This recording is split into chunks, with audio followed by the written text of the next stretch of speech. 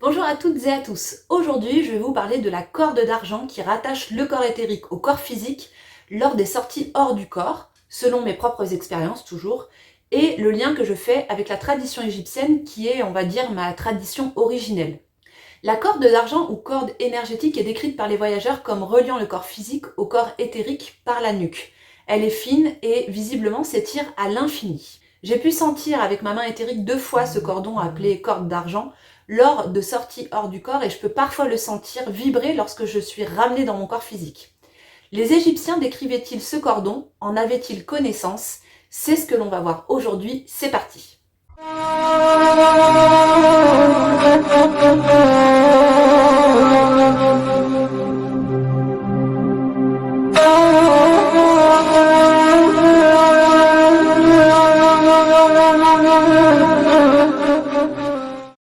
Alors il n'y a pas à ma connaissance de texte qui parle de cette corde d'argent en Égypte, mais, et c'est là toute la subtilité de la pensée égyptienne, dire sans ne rien dire, lorsque l'on y regarde de plus près, on trouve des choses très intéressantes. Tout d'abord, la nuque était considérée comme la porte des dieux par les Égyptiens. Du coup, on en revient à se demander quelle est la véritable nature de ces dieux. La nuque permet de faire le lien entre la terre et le ciel et entre les divers plans de la manifestation. La corde d'argent se situe au niveau de la nuque et le hiéroglyphe de la nuque, mais qui englobe les cervicales avec, va nous donner des indications précieuses. Il se compose de plusieurs hiéroglyphes. Ici. Nous allons regarder principalement les 3 premiers qui sont les plus importants dans ce cas précis. Nuque se prononce Nehebet. Il est intéressant de faire le lien avec un nom très proche, Nebhet, soit Nephthys, dont le nom veut dire maîtresse du temple et qui a un lien avec tout cet enseignement. Ce temple est la demeure des dieux, mais également notre propre temple intérieur. Pas de séparation dans la pensée égyptienne entre l'intérieur et l'extérieur. La douate, ou plan astral dont je vous ai déjà parlé, est en nous-mêmes et à l'extérieur de nous-mêmes également. Il est également très proche du mot Nehet, le sycomore, arbre sacré qui était considéré comme le siège de certaines divinités et une porte menant vers la douate, justement. Donc voyons un peu ces hiéroglyphes. Premier signe, la lettre N. La lettre N est une vaguelette qui représente la vibration divine. On retrouve cette vaguelette dans le mot Nun, qui est un lieu qui n'en est pas un plan non manifesté, sans forme, d'où tout émerge.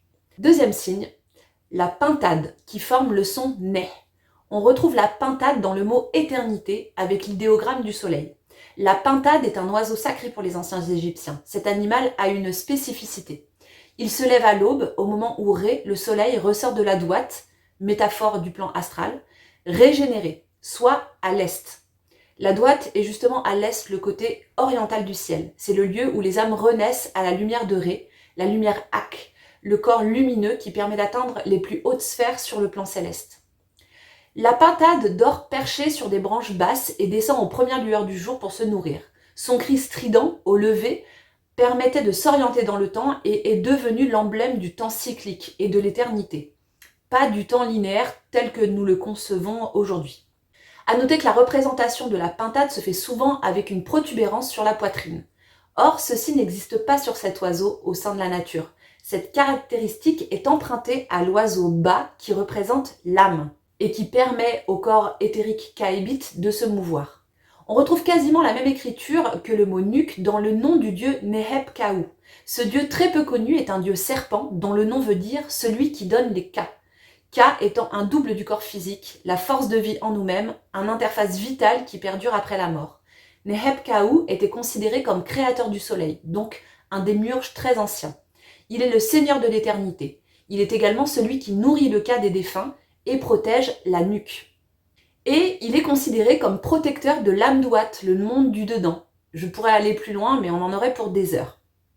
Troisième signe, la corde à 3 nœuds, ou la mèche de lampe qui donne le son ré, guttural. Ré. On retrouve ce hiéroglyphe dans les mots éternité, magie, momie, nuit, par exemple. Et là, on entre vraiment dans le monde de la sortie hors du corps. La corde à 3 nœuds représente le lien entre les plans de la manifestation dont parlaient les Égyptiens. Le plan terrestre, la douate, ou l'astral, et le plan céleste. Les 3 plans de la manifestation sont tous interreliés et sont indissociables. Les nœuds les relient entre eux faisant partie d'une seule et même réalité, mais avec des paliers différents qu'ils représentent. Ces 3 nœuds représentent également des états de conscience différents. Reper, Nefer, Hotep. 3 niveaux de conscience reliés à ces 3 plans et qui donnent accès à des corps différents. Ils permettent des ouvertures de conscience reliées au Ka, au Ba et à l'Ak. Mais là, c'est encore une autre histoire et ce serait trop long à traiter ici. Ça renvoie aux initiations, au mystère de Nephthys. Keper porte la notion de transformation, Nefer la notion de perfection, Hotep la notion d'ultime sérénité. Vous pourrez remarquer que l'on retrouve ici une trinité. À noter, ce hiéroglyphe représente le son T, marque ici le féminin et est un petit pain donné lors des offrandes. L'offrande est ce qui nourrit le Ka d'un être vivant, d'un défunt ou d'un Nedjer. Et ce hiéroglyphe représente un morceau de chair. On le retrouve dans le nom du Nedjer Usir, plus connu sous le nom d'Osiris. Osiris est le dieu gardien de la Douat. Il représente également la notion d'alignement. Sa colonne vertébrale est le pilier Djed qui assure une reliance au plan céleste. Il est intéressant de préciser que le bouton de lotus se nomme de la même manière que la nuque, Nehebet. Le lotus est un symbole de la création et est le symbole du déploiement de la lumière. Le bouton de lotus s'ouvre au lever du soleil, puis se ferme à son coucher. Ici encore, il y a la notion de cycle éternel. Le lotus était utilisé comme une plante antéogène. Il était préparé par certains prêtres et prêtresses, notamment de Nefertum, comme décoction permettant d'entrer en relation avec les dieux. On pourrait traduire le mot nuque par ce qui nourrit.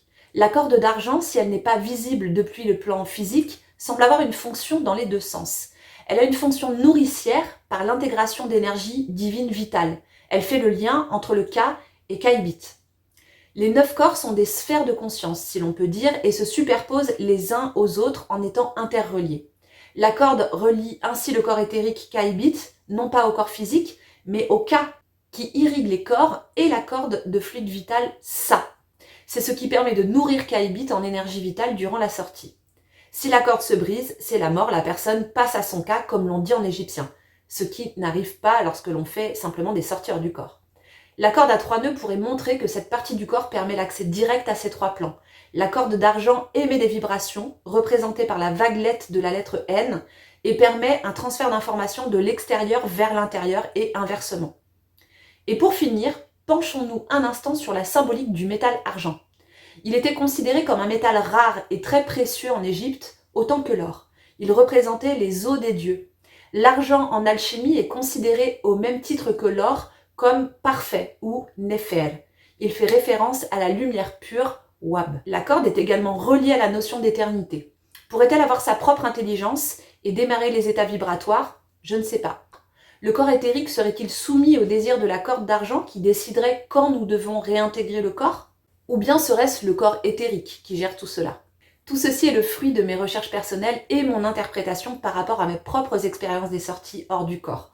Je reste ouverte, bien sûr, à d'autres interprétations.